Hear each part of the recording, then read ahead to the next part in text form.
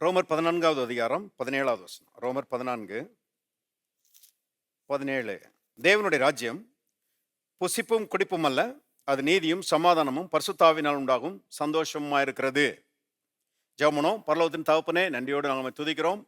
ஆண்டவரே, இந்த மாலை வேளையிலே தேவனே, நம்முடைய வார்த்தைகளை கொண்டு நீர் எங்களோடு பேசுகிறீர், எங்களுடைய உள்ளங்களோடு பேசுகிறீர்.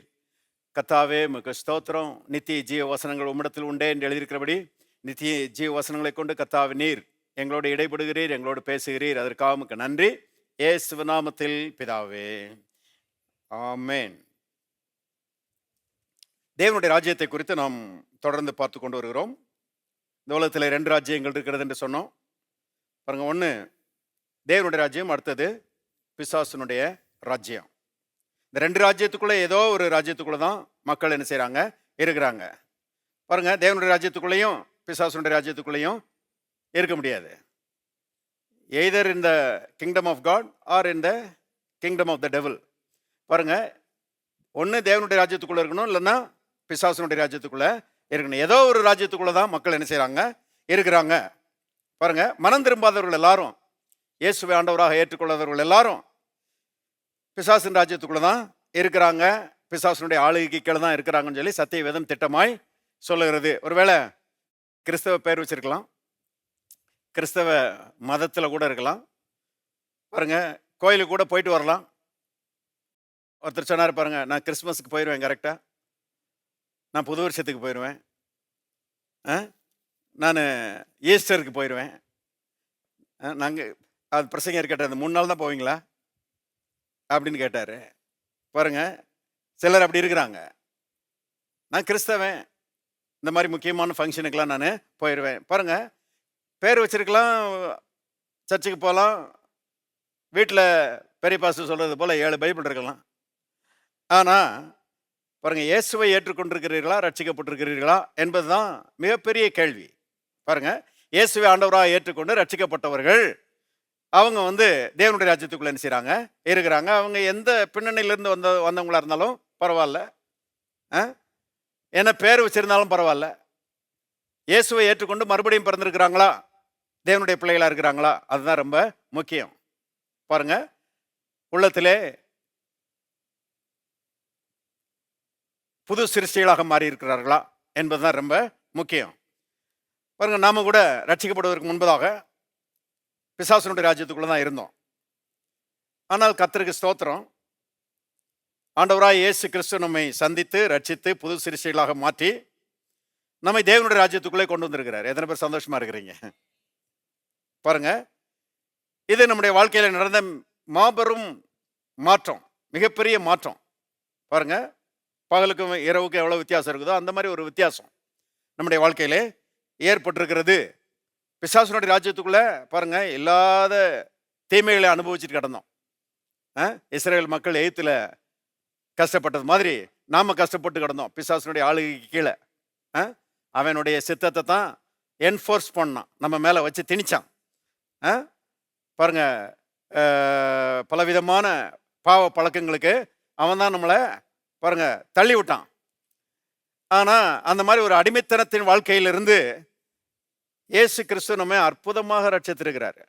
அவருடைய விலையேறப்பட்ட ரத்தத்தை நமக்காக சிந்தி பிசாசுனுடைய ராஜ்யத்திலிருந்து நம்மை மீட்டு எடுத்து பாருங்க, இன்றைக்கு நம்மை தேவனுடைய ராஜ்யத்துக்குள்ள கொண்டு வந்து வச்சிருக்கிறாரு. ரொம்ப ஆசீர்வதிக்கப்பட்ட விடுதலையின் ராஜ்யம், அற்புதமான பாருங்க, இந்த தேவனுடைய ராஜ்யத்துக்குள்ள இயேசு நம்மை கொண்டு வந்து வைத்திருக்கிறாரு.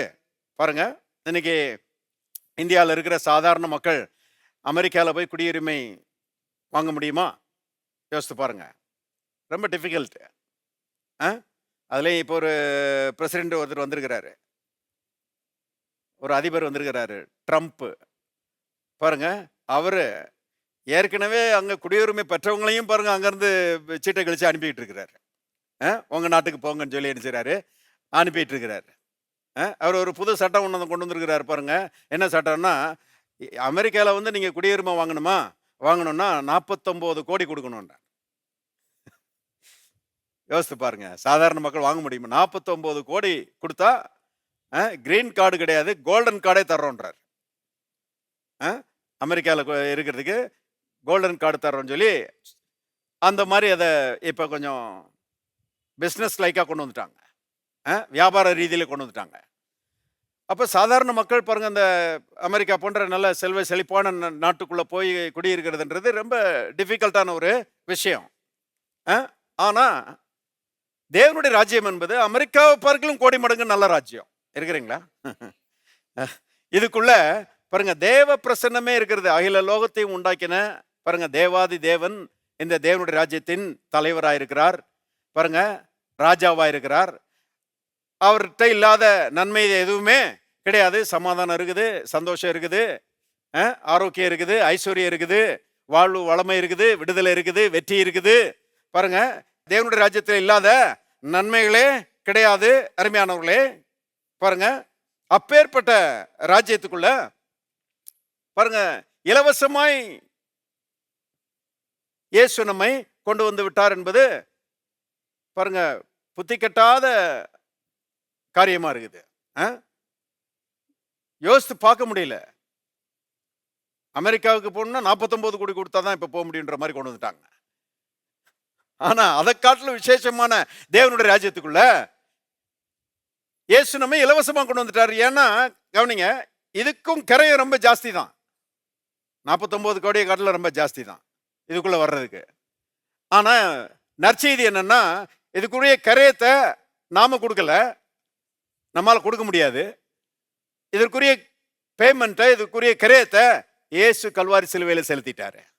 விலையேறப்பட்ட தம்முடைய வல்லமையுள்ள ரத்தத்தை நமக்காக சிந்தி கரையும் கொடுத்து நம்மளை பாருங்க தேவனுடைய ராஜ்யத்துக்குள்ள இலவசமா கொண்டு வந்துட்டாரு. அருமையானவர்களே, இன்னைக்கு நாம தேவனுடைய ராஜ்யத்துக்குள்ள இலவசமாய் நுழைஞ்சது மட்டுமல்ல, தேவனுடைய ராஜ்யத்தின் ஆசீர்வாதங்களை அனுபவித்துக் கொண்டிருக்கிறோம். எத்தனை பேர் ஆமென் சொல்றீங்க? அதனாலதான் அப்போஸ்தலனாகிய பவுல் பாருங்க தேவனுடைய ராஜ்யத்தின் இந்த பிரவேசத்துக்காக தேவனை துதிக்கிறதை வேதத்திலே நாம் வாசிக்கிறோம். திருப்புங்க கொலோசியர் 1:13 பாருங்க.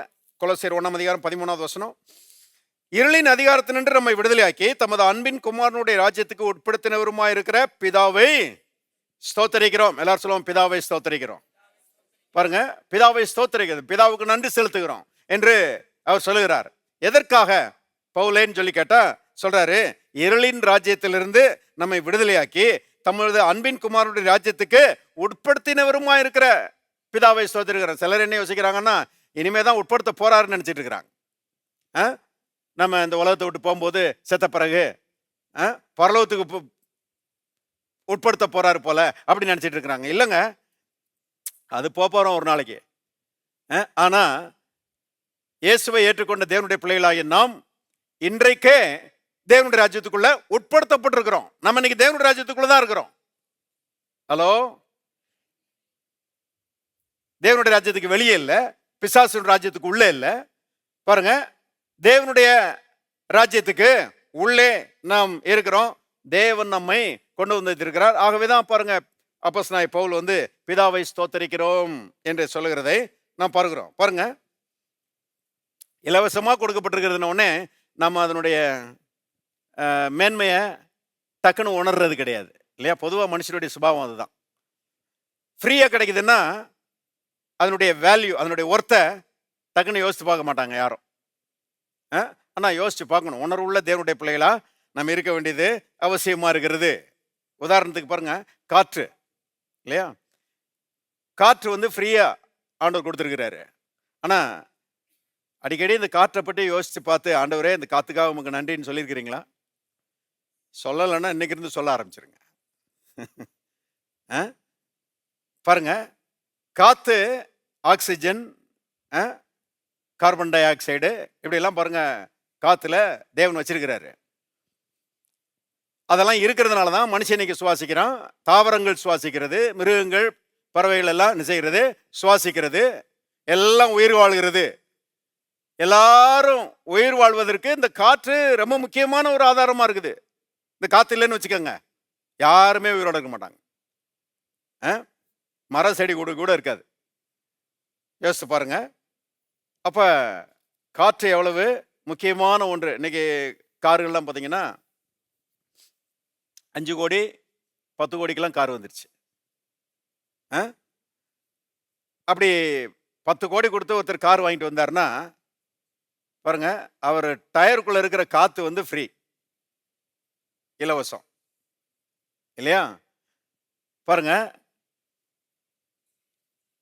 10 கோடி கொடுத்து கார் வாங்கிட்டு வந்தாலும் அந்த ஃப்ரீ காத்த உள்ள அடிச்சாதான் கார் ஓடும். இல்ல நான் 10 கோடி கொடுத்து வாங்கிட்டு வந்திருக்கிறேன், நான் வந்து காத்தே அடிக்க மாட்டேன்னா கார் ஓடாது. இருக்கிறீங்களா? அந்த இலவசமா அடிக்கப்படுகிற அந்த காத்து எவ்வளவு முக்கியம்னு யோசித்து பாருங்க. அநேக நேரங்களில் நாம் என்ன செய்யறது இல்லை, உணர்றது இல்லை.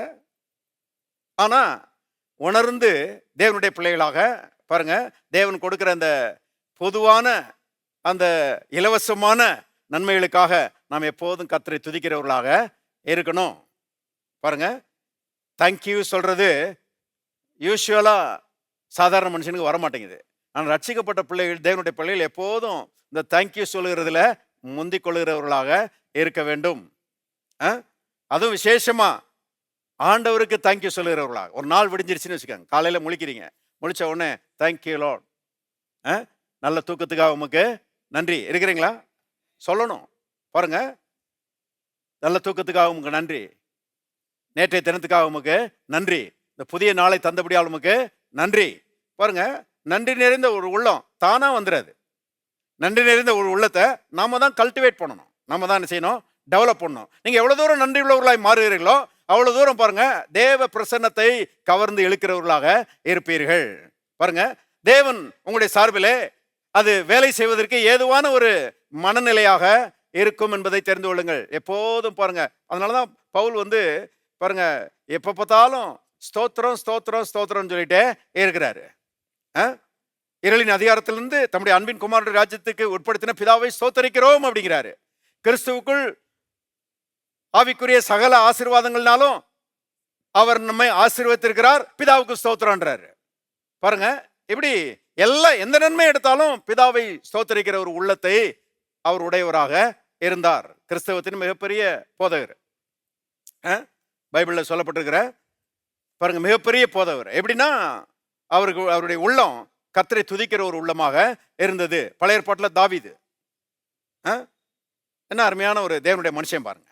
அவன் சொல்றான், என் ஆத்துமாவே கர்த்தரை ஸ்தோத்திரி, என் முழு உள்ளமே அவருடைய பரிசுத்த நாமத்தை, எல்லாரும் சொல்லுவாங்க, என் முழு உள்ளமே அவருடைய பரிசுத்த நாமத்தை ஸ்தோத்திரி. இன்னொரு முறை சொல்லுவாங்க, என் முழு உள்ளமே அவருடைய பரிசுத்த நாமத்தை ஸ்தோத்திரி.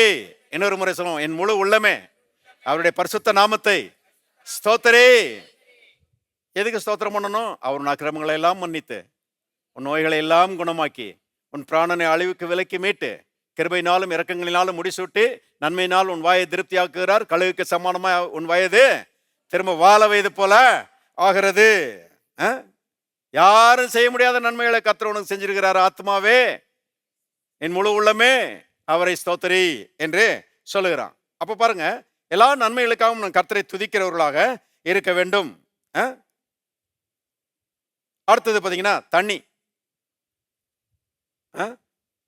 பெரிய பாஸ்டர் அந்த காலத்துல பிரசங்கம் பண்ணும்போது சொன்னது எனக்கு ஞாபகம் இருக்குது. I thank God for every drop of water. நான் வாலிபனா வந்துட்டு இருக்கும்போது பெரிய பாஸ்டர் இந்த பிரசங்கம் பண்ணது இன்னைக்கு எனக்கு ஞாபகம் இருக்குது. I thank God for every drop of water. கர்த்தருக்கு ஒவ்வொரு சொட்டு தண்ணிக்காக நான் கர்த்தரை துதிக்கிறேன் அப்படிங்கிறாரு. தண்ணியை மனுஷன் உருவாக்க முடியாது, கர்த்தர் கொடுக்கலன்னா அவ்வளவுதான், தண்ணி கிடைக்காத ஒருத்தருக்கும். ஆனா கர்த்தர் பாருங்க தண்ணியை கொடுக்குறாரு. எப்படி கொடுக்குறாரு? அபரிமிதமா கொடுக்குறாரு. மழை கொட்டுச்சுன்னா யோசித்து பாருங்க, அண்டா குண்டாலாம் நிறைஞ்சு ஓடிடுது, எதுவுமே கண்டெயின் பண்ண முடியல இல்லையா? அந்த அளவுக்கு பாருங்க வானத்தை திறந்து கர்த்தர் என்ன செய்யறாரு? கொட்டுறாரு. எந்த விஞ்ஞானியும் அதை செய்ய முடியாது, எந்த போதகனும் எந்த தலைவனும் பாருங்க அதை செய்ய முடியாது, கர்த்தர் தான் செய்கிறாரு. சங்கீதத்துக்கு போவோம். சங்கீதம் 104:10 பாருங்க. அவர் பள்ளத்தாக்குகளில் நீரூற்றுகளை வரவிடுகிறார், அவைகள் மலைகள் நடுவே ஓடுகிறது, அவைகள் வெளியின் ஜீவன்கள்லாம் தண்ணீர் கொடுக்கும், அங்கே காட்டு கழுதைகள் தங்கள் தாகத்தை தீர்த்து கொள்ளும். பாருங்க, கடவுள் காட்டு கழுதைகள் கூட நல்லா தண்ணி குடிச்சு தாகம் தீர்ந்து நல்லா இருக்கணும்னு விரும்புறாரு. காட்டு கழுதைகளுக்காகவே பாருங்க பள்ளத்தாக்குகளில் நீரூற்றை வரவிடுகிறார், அவைகள் மலைகள் நடுவே ஓடுகிறது என்று வேத வசனம் என்ன செய்கிறது, சொல்லுகிறது. கொஞ்சம் யோசித்து பார்க்கணும். காட்டு கழுதையினுடைய தாகத்தை தீர்ப்பதற்கே கர்த்தர் இவ்வளவு செஞ்சார்னா, அவருடைய பிள்ளைகளாகிய நம்முடைய தாகத்தை தீர்ப்பதற்கு கர்த்தர் செய்வாரா, செய்ய மாட்டாரா? அல்லேலூயா. பாருங்க, காட்டு கழுதைகளையே திருப்தி ஆக்குகிறதுல தேவன் ரொம்ப மும்முரமா இருப்பாரானா, அவருடைய பிள்ளைகளை எல்லா விதமான நன்மைகளினாலும் திருப்தி ஆக்குவதிலே தேவன் மும்முரமா இருப்பாரா, இருக்க மாட்டாரா? நிச்சயமா இருப்பாரு. அதான் விசுவாசம். பாருங்க, தண்ணியை கொடுக்குறாராம், காட்டு கழுதைகள் தங்கள் தாகத்தை தீர்த்துக் கொள்கிறது. இப்ப பாருங்க 12வது வசனம். அவைகளின் ஓரமாய் ஆகாயத்து பறவைகள் சஞ்சரித்து, எவைகளின் ஓரமாய், அந்த நீர் ஓடைகளின் ஓரமாய், நீர் ஓடைகளின் ஓரமாய் ஆகாயத்து பறவைகள் சஞ்சரித்து கிளைகள் மேலிருந்து என்ன செய்யறது, பாடுகிறது. பாடும். நல்லா சாப்பிட்டுட்டு தண்ணியை குடிச்சா அப்புறம் பாட்டு வராம அப்படி இருக்கும். நல்லா வயிறு நிறைய சாப்பிட்டுட்டு நல்லா தண்ணியை குடிச்சிட்டா பறவைகள் பாருங்க அது பாட்டுல கிளைகள் உட்கார்ந்து என்ன செய்யுது, பாட்டு பாட ஆரம்பிக்கிறது. கர்த்தர் திருப்தி ஆக்குகிறார். பாருங்க, அவைகள் தேவனை என்ன செய்கிறது, துதிக்கிறது. யோசித்து பாருங்க, கர்த்தருடைய சிருஷ்டிப்பே அப்படிதான் இருக்குது. அவைகளே அந்த மாதிரி திருப்தியாகி கர்த்தரை துதிக்கும் போது நாம எவ்வளவு தீவிரமா இருக்கணும் யோசித்து பாருங்க. நாம அவைகளை பார்க்கலாம் விசேஷித்தவர்கள் என்று இயேசு சொன்னார் இல்லையா? அவைகளை பார்க்கலும் பறவைகளை பார்க்கலும் நீங்கள் விசேஷித்தவர்களா இருக்கிறீர்கள், நாம ரொம்ப விசேஷமானவர்கள். எல்லாம் உணர்ந்து கொண்டு பாருங்க, எப்போதும் கர்த்தரை துதிக்கிறவர்களாக, கர்த்தரை அப்ரிஷியேட் பண்ணுகிறவர்களா, ஆண்டவரே உமக்கு நன்றி. ரோட்ல போறீங்க, ஒரு ஆள் பாருங்க, அவரு ஒரு கையும் ஒரு காலும் விளங்காம கஷ்டத்தோட நடந்து வர்றாரு. பார்த்துட்டு அப்படியே போயிடுவீங்களா? பார்த்த உடனே யோசிக்கணும், ஐயோ பாவம் அந்த மனுஷனுக்கு ஒரு கை வரல, ஒரு கால் வரல, பாவம் நடக்கிறதுக்கு இவ்வளோ கஷ்டப்படுறாரு. ஆண்டவரே எனக்கு 2 கையும் நல்லா இருக்குது, 2 காலும் நல்லா இருக்குது, உமக்கு நன்றி. இருக்கிறீங்களா? உணர்வு பாருங்க, சென்சிட்டிவிட்டி.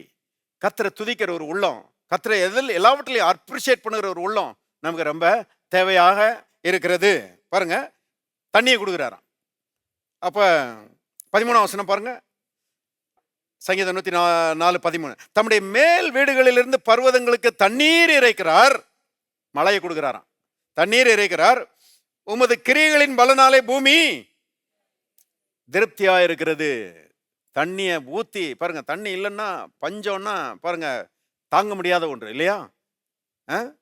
குடிக்கிறதுக்கு மனுஷருக்கு இல்லை, அது புழங்கிறதுக்கு இல்லை, மிருகங்களுக்கு இல்லை, தாவரங்களுக்கு இல்லை. தாவரங்கள் கருகுது, மிருகங்கள் பாருங்க கஷ்டப்படுது, மனுஷன் கஷ்டப்படுறான். ஆனா கர்த்தர் பாருங்க ஏற்ற வேளையில என்ன செய்யறாரு, வானத்தை திறந்து என்ன செய்யறாரு, ஊற்றுகிறார். நான் யோசித்து பார்க்குறேன், இந்த ஏப்ரல்ல வெயில் கொளுத்துனாங்க, கர்த்தர் நல்ல மழையை கொடுத்துருக்கிறாரு.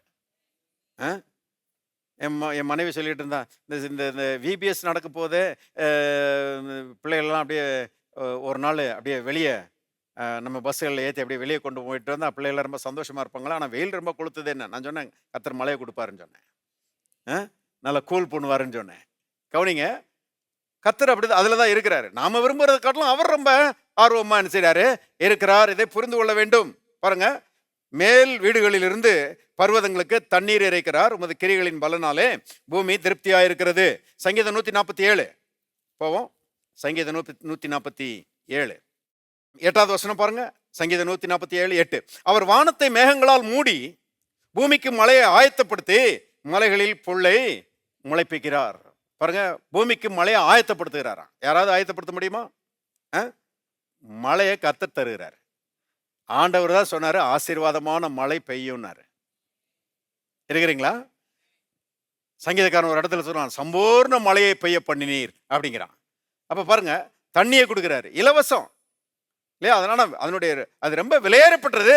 ஆனா கர்த்தருக்கு ஸ்தோத்திரம், அதை என்ன செய்யறாரு, இலவசமா ஆண்டவர் செய்யறாரு, கொட்டுகிறாரு மனுஷனுக்கு. அப்ப காத்து, தண்ணி, அடுத்தது சூரிய ஒளி. யோசித்து பார்த்துருக்கிறீங்களா? சூரிய ஒளி இல்லைன்னா பாருங்க எந்த விளைச்சலும் உண்டாயிருக்காதுன்னு சொல்றாங்க. பயிர்கள் முளைக்காது, வளராது, பாருங்க அறுவடையை கொடுக்காது, உணவு தானியங்கள் இருக்காது, பழங்கள் இருக்காது, காய்கறிகள் இருக்காது. சூரிய ஒளி இல்லைன்னா எதுவுமே இருக்காது. ஆனா இன்னைக்கு எல்லாமே இருக்குது. ஏன்னா கர்த்தர் கரெக்டா சூரியன் செஞ்சாரு, உதிக்க பண்ணுகிறாரு. மனுஷர்களுக்கு கூட பாருங்க நம்முடைய சரீரத்தில் விட்டமின் டி அப்படின்னு சொல்றாங்க. அந்த விட்டமின் டிக்கு வந்து இந்த சூரிய ஒளி தான் ரொம்ப முக்கியமான சோர்ஸ்ன்றாங்க. நல்ல வெயில் படும்போது இந்த பாடி வந்து பாருங்க அந்த விட்டமின் டியை எடுத்துக்கிறதான். கவனிங்க, அதெல்லாம் இல்லைன்னா இந்த பாடி வீக்கன் ஆயிரும், பலவீனமாயிரும். ஆண்டவர் எவ்வளோ நல்லவர் பாருங்க. இந்த சூரிய ஒளி என்னைக்காவது காசு கேட்டுக்கிறாரா அவங்ககிட்ட? அப்பா நிறைய தண்ணி குடிச்சிட்ட, நிறைய காற்றை சுவாசிச்சிட்ட, நிறைய சூரிய ஒளியை என்ஜாய் பண்ணிட்ட, இப்போ இவ்வளோ பே பண்ணு அப்படின்னு என்னைக்காவது கேட்டுக்காரா? கேட்டதே கிடையாது, இனிமேல் கேட்க போகிறதும் கிடையாது. கர்த்தர் கொடுக்குற எல்லா நன்மைகளும் இலவசமாய் நமக்கு வருகிறது. என்னத்தை எதிர்பார்க்குறாரு உங்ககிட்ட இருந்தோம் என்கிட்ட இருந்தோம்? பாருங்க, என்னத்தை எதிர்பார்க்குறாருன்னா நன்றியுள்ள ஒரு உள்ளத்தை என்ன செய்கிறாரு? எதிர்பார்க்குறாரு. ஆண்டவரே உமக்கு நன்றி. அத்தனை நன்மைகள் நம்மளை சுற்றி இருக்கிற எல்லாமே நன்மைகள் தான் பாருங்க. அதனால தான் இன்னைக்கு நம்ம உயிரோட வாழ்ந்துட்டு இருக்கிறோம். அருமையானவர்களே, அத்தனை நன்மைகளுக்காக எப்போது பாருங்க கர்த்தரை துதிக்கிறவர்களாக நம்ம இருப்போமானால் கூட கொஞ்சம் தேவனுடைய கிருபையை சுதந்திரிப்பதற்கு அது வசதியாக இருக்கும். பாருங்க, அந்த இயற்கை, அந்த நேச்சுரல் குட்னஸ் பாருங்க, அந்த எல்லாருக்கும் கிடைக்கிற அந்த பொதுவான நன்மைகள், காமன் குட்னஸ் சொல்றாங்க இல்லையா, அந்த காற்று, தண்ணீர், சூரிய ஒளி, இதெல்லாம் நமக்கு கிடைக்கிறது மட்டுமல்ல, இதை காட்டில விசேஷமான நன்மைகளை கர்த்தர் தேவனுடைய ராஜ்யத்துக்குள்ள நினைச்சிருக்கிறாரு, வச்சிருக்கிறாரு. தேவனுடைய ராஜ்யத்துக்குள்ள பாருங்க இன்னும் ஆச்சரியப்படத்தக்க அற்புதமான நன்மைகள் இருக்குது. அதை பற்றி தான் நம்ம ரோமர் 14:17 வாசிச்சோம். தேவனுடைய ராஜ்யம் புசிப்பும் குடிப்பும் அல்ல, அது நீதியும் சமாதானமும் பரிசுத்தாவினால் உண்டாகும் சந்தோஷமா இருக்கிறது. நீதியை பற்றி கொஞ்சம் பார்த்துருக்குறோம் பாருங்க, சமாதானத்தை பற்றி கொஞ்சம் பார்த்தோம். நாம் வந்து நீதியை உடையவர்களாக இருக்கிறோம், கர்த்தர் நமக்கு நீதியை கொடுத்துருக்கிறாரு. சமாதானத்தை உடையவர்களாக இருக்கிறோம், கர்த்தர் நமக்கு சமாதானத்தை கொடுத்துருக்கிறாரு. எத்தனை பேர் ஆமென் சொல்றீங்க? ஆண்டவரே, எல்லாரும் சொல்லுவோம், ஆண்டவரே நீர் கொடுத்த நீதிக்காக உமக்கு நன்றி. ஆண்டவரே நீர் கொடுத்த சமாதானத்துக்காக உமக்கு நன்றி. பாருங்க, அடிக்கடி சொல்லுங்க. ஏன்னா இதெல்லாம் ஸ்பெஷல் குட்னஸ் ஆஃப் காட், தேவனுடைய விசேஷித்த நன்மைகள். இது மனம் திரும்பாதவங்களுக்கு கிடையாது. பாருங்க, நீதி அவங்களுக்கு கிடையாது, சமாதானம் அவங்களுக்கு கிடையாது, கர்த்தருடைய சமாதானம் அவங்களுக்கு கிடையாது. அது மட்டும் இல்ல, பாருங்க சந்தோஷத்தை கர்த்தர் தருகிறாராம். பரிசுத்தாவினால் உண்டாகிற சந்தோஷத்தை அருமையானவர்களே தேவன் நமக்கு தருகிறாராம். What a blessed people we are. யோசித்து பாருங்க, எவ்வளவு ஆசீர்வதிக்கப்பட்ட மக்கள் நாம. உலக மனுஷன் இன்னைக்கு படிச்சிருக்கலாம், பணம் வச்சிருக்கலாம், உலக பிரகாரமா பாருங்க அவனுக்கு எல்லாம் இருக்கலாம். ஆனா நீதி இல்லையே, சமாதானம் இல்லையே, தேவன் கொடுக்கிற சந்தோஷம் இல்லையே. நான் போன முறை சொன்னபோது என்ன சொன்னேன்? இந்த சந்தோஷம் என்பது ரெண்டாவது பெரிய நன்மைன்னு சொன்னேன் இல்லையா? உடனே ஒரு கேள்வி வருகிறது, முதலாவது பெரிய நன்மை என்ன பாஸ்டர்னு சொல்லி ஒரு கேள்வி வருகிறது. முதலாவது பெரிய நன்மை என்ன தெரியுமா? தேவன் நம்முடைய உள்ளங்களிலே தருகிற தேவ அன்பு. எல்லாரும் சொல்லுவோம் தேவ அன்பு. இயேசு பாருங்க, அவர் அன்பாகவே இருக்கிறார். அவர் உள்ளத்துக்குள்ள வரும்போது தேவ அன்பு உள்ள நினைச்சிருது, வந்து விடுகிறது. அதனாலதான் பாருங்க மனுஷன் மாற்றி யோசிக்க ஆரம்பிக்கிறான். ரட்சிக்கப்பட்ட மனுஷன் என்ன செய்யறான்? மாற்றி யோசிக்க ஆரம்பிக்கிறான். பிசாசுடைய காரியங்களை வெறுக்க ஆரம்பிக்கிறான், தேவனை நேசிக்க ஆரம்பிக்கிறான், தேவனுடைய பிள்ளைகளை நேசிக்க ஆரம்பிக்கிறான். ஏன்னா பாருங்க, இயேசு தேவ அன்பின் சொருபியாக, தேவ அன்பின் மொத்த ரூபமாக நமக்குள்ளே வந்து விடுகிறார். எவ்வளவு பெரிய பாக்கியம் பாருங்க. மேலும் நமக்கு அருளப்பட்ட பரிசுத்த ஆவியினாலே தேவ அன்பு நம்முடைய இருதயங்களிலே ஊற்றப்பட்டிருக்கிறது. நாம் வந்து அன்பின் மக்களா இருக்கிறோம். பாருங்க, அன்பின் தகப்பனுக்கு பிறந்த அன்பின் பிள்ளைகளா இருக்கிறோம். இருந்தா ஒரு ஆமென் சொல்லுங்க. பாருங்க, தேவ அன்பு நம்மை அவரை போல என்ன செய்கிறது? மாற்றுகிறது. இதெல்லாம் எந்த யூனிவர்சிட்டிலையும் போய் கேட்க முடியாது, சபையில தான் கேட்க முடியும். கர்த்தருடைய சபையில தான் செய்ய முடியும், கேட்க முடியும். யோசித்து பாருங்க, இயற்கை மனிதர்களை பார்க்கலாம் மேலானவர்களாக, விசேஷமானவர்களாக நம்மை மாற்றுவது எதுன்னு கேட்டீங்கன்னா தேவ அன்பு. மற்றவர்களிடத்தில் அன்பு கூறுகிறவர்களாக, மற்றவர்களுக்கு உதவி செய்கிறவர்களாக, மன்னிக்கிறவர்களாக, தாழ்மை நிறைந்தவர்களாக, தேவனை மைமைப்படுத்துகிறவர்களாக நம்மை மாற்றுகிறது எது? தேவ அன்பு. ஃபர்ஸ்ட், முதலாவது நமக்கு கிடைக்கப்பட்ட பெரிய நன்மை. ரட்சிக்கப்பட்ட அன்னைக்கு தேவ அன்பின் சொருபியாக இயேசு நமக்குள்ள செய்றாரு, வந்துடுறாரு. நான் ஏற்கனவே சொல்லியிருக்கிறேன், ஒரு அம்மாவும் மகளும் பாருங்க, அவங்க 2 பேரும் ரட்சிக்கப்பட்டிருந்தாங்க. அமெரிக்கால வீடு, பெரிய வீடு பாருங்க. ஏன்னா அவங்க ரொம்ப பெரிய பணக்காரங்க. ஏக்கர் கணக்குல சுத்தி இடம், நடுவுல பெரிய பங்களா. ஆனா கணவர் ரட்சிக்கப்படல. பாருங்க, மரங்கள் இருக்குது, பூந்தோட்டங்கள் இருக்குது, அழகழகான செடிகள்லாம் இருக்குது, வீடை நல்லா ஜோரா வச்சிருக்கிறாங்க. அம்மாவும் மகளும் ரட்சிக்கப்பட்டிருக்கிறாங்க. பாருங்க, அவங்க ரெகுலரா சர்ச்சுக்கு போயிடுவாங்க. ஆனா அந்த ஐயா வரமாட்டாரு. ரட்சிக்கப்படாத ஆள் பாருங்களா, சர்ச்சுக்கு வரமாட்டாரு. என்னாச்சுன்னு தெரியல. திடீர்னு ஒரு நாள் அந்த அம்மாவையும் அந்த மகளையும் பார்த்து சொன்னாராம், இன்னைக்கு நானும் சர்ச்சுக்கு வரேன் அப்படின்னாராம். கர்த்தர் இப்படி தான் பாருங்க ஆட்களை ரட்சிக்கிறார். கர்த்தரா இயேசு கிறிஸ்து விசுவாசி, அப்பொழுது நீயும் உன் வீட்டாரும் ரட்சிக்கப்படுவீர்கள். யோசிக்கிறீங்களா? இந்த குறிப்பிட்ட நபர் ரட்சிக்கப்பட்டா நல்லா இருக்குமே, என் குடும்பத்தில் எங்க அக்கா ரட்சிக்கப்பட்டா நல்லா இருக்குமே, எங்க அம்மா ரட்சிக்கப்பட்டாங்கன்னா நல்லா இருக்குமே, எங்க அப்பா ரட்சிக்கப்பட்டா நல்லா இருக்குமே. ஒன்றும் பயப்படாதீங்க, கர்த்தர் கொண்டு வந்துருவாரு. கர்த்தர் பாருங்க ரட்சிப்புக்குள்ள இழுத்துட்டு வந்துருவாரு. ஏன்னா உங்களை ரட்சித்திருக்கிறார் இல்லையா, உங்க மூலமா அவங்களே என்ன செய்வாரு, ரட்சிப்பார். கர்த்தரா இயேசு கிறிஸ்து விசுவாசி, அப்பொழுது நீயும் உன் வீட்டாரும் ரட்சிக்கப்படுவீர்கள். அடிக்கடி சொல்லுங்க, என் வீட்டார் ரட்சிக்கப்படுவார்கள், என் வீட்டார் ரட்சிக்கப்படுவார்கள், என் வீட்டார் ரட்சிக்கப்படுவார்கள், என் வீட்டார் ரட்சிக்கப்படுவார்கள். இருக்கிறீங்களா? பாருங்க, மதுரையை பற்றி யோசிக்கும் போது அப்படி சொல்லுங்க, மதுரை மக்கள்லாம் ரட்சிக்கப்படுவாங்கன்னு சொல்லுங்க. சொல்றதுக்கு என்ன காசா பணமா? ஆனா சொல்ல வேண்டியது அவசியமா இருக்குது. ஏன்னா வார்த்தைகள்ல அவ்வளவு வல்லமை இருக்குதுன்னு சொல்லி பைபிள்ல போட்டிருக்குது. கரெக்டான வார்த்தைகளை பேசணும்னா அதனுடைய விளைவு நல்ல விளைவா இருக்கும். இயேசு சொல்லியிருக்கிறாரு, அவன் சொன்னபடி ஆகும்னு சொல்லியிருக்கிறாரு. அதனால பாருங்க, எப்பவுமே நல்ல வார்த்தைகளை பேசணும். பாருங்க, அடாத வார்த்தைகளை பேசவே கூடாது. பாருங்க, கான்ஃப்ளிக்டை உருவாக்குகிற வார்த்தைகள், கான்ட்ரவர்சியை உருவாக்குகிற வார்த்தைகள், பாருங்க எதிர்ப்பையும் பகையையும் கலப்புற வார்த்தைகளை பேசவே கூடாது. இருக்கிறீங்களா? பெரிய பாஸ்டர் எடுத்து நான் கற்றுக்கொண்ட மிகப்பெரிய பாடம். கற்றுக்கொண்டதுனால இன்னைக்கு ரொம்ப நல்லா இருக்கிறோம். குடும்பத்திலையும் நல்லா இருக்கிறோம், சபையிலையும் நல்லா இருக்கிறோம், ஊழியத்திலையும் நல்லா இருக்கிறோம், எல்லாத்துலையும் நல்லா இருக்கிறோம். இதுக்கு முக்கியமான காரணம் இந்த வேல்யூ ஆஃப் வேர்ட்ஸ். பாருங்க, அந்த வார்த்தையின் முக்கியத்துவத்தை புரிந்து கொண்டோம். பாருங்க, தேவனுடைய பிள்ளைகள் அப்படிப்பட்டவர்களாக பாருங்க நல்ல வார்த்தைகளை பேசுகிறவர்களாக இருக்க வேண்டியது அவசியமா இருக்கிற. பேசணும்னா பாருங்க, வீட்டாரெல்லாம் நினைச்சுவாங்க ரட்சிக்கப்படும். இந்த ஆளு அந்த வீட்டுக்காரர் பாருங்க, அவர் நானும் வர்றேன் அப்படின்ட்டாரான். சர்ச்சுக்கு போனாரு. அங்கே போனால் நல்ல பிரசங்கம், நல்ல பாட்டு, ஆராதனை ரொம்ப ஜோராக இருந்துச்சு. என்ன ஆச்சுன்னு தெரியல, இவங்க வீட்டாருக்கு எதுவும் தெரியாது. இவர் பாருங்க தன்னை ஒப்பு கொடுத்துருக்கிறார் ஆண்டவருக்கு. இயேசுவை உள்ளத்தில் ஏற்றுக்கொண்டு பாருங்க அந்த பாவியினுடைய ஜபத்தெல்லாம் பண்ணி பாருங்க இயேசு உள்ளத்தில் ஏற்றுக்கொண்டு வர்றாரு. திரும்பி வர்றாரு. திரும்பி வரும்போது வீட்டுக்குள்ளே வர்றாங்க. வரும்போது பார்த்தா உள்ள நுழைஞ்ச உடனே பாருங்க அந்த அம்மாவையும் அந்த மகளையும் பார்த்து சொன்னாராம், இந்த பூக்கள்லாம் எவ்வளோ அழகா இருக்குது பார்த்தியா அப்படின்னாராம். அந்த அம்மா சொல்லிக்கலாம், நீ எப்பவுமே அழகா தான் இருக்குது.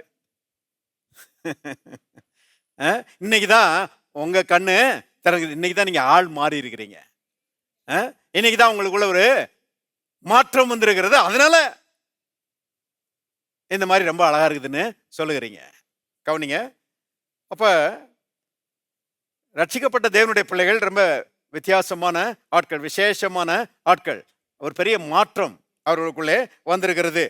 ஏன்னா தேவ அன்பு உள்ள வந்துருச்சு. இப்ப எல்லாத்தையும் அன்பின் கண்ணோட்டத்தில் பார்க்கறதுனால எல்லாம் அழகா இருக்குது. மரங்கள் அழகா இருக்குது, வீடு அழகா இருக்குது, புல்வெளிகள் அழகா இருக்குது, செடிகள் அழகா இருக்குது, பூக்கள் அழகா இருக்குது, எல்லாமே அழகா இருக்குது. பாருங்க, அந்த தேவ அன்பு நம்மளை நம்ம கண்ணோட்டத்தையே மாற்றுகிறது.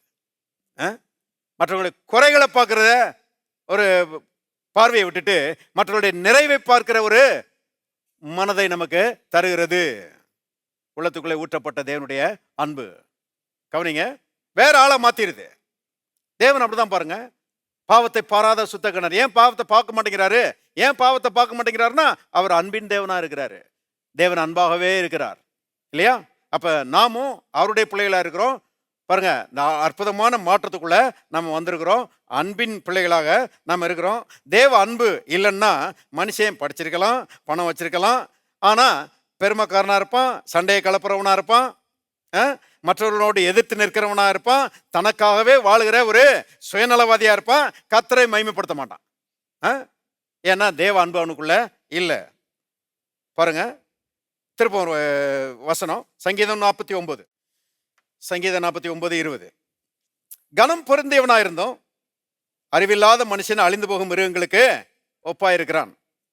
பாருங்க, கனம் பொருந்தியவனா இருந்தோம், அறிவில்லாத மனுஷன். என்ன அறிவு இல்லை?